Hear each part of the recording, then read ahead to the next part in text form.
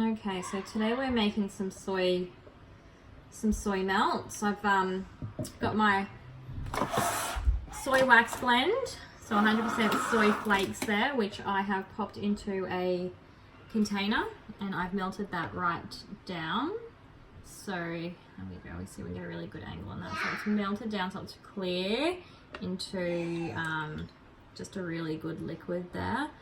So I've melted that down till it's dissolved completely from the flakes. And now what we're going to do is we're just going to leave that just for a few moments to let that really cool down. And then that way we can add the fragrance oil.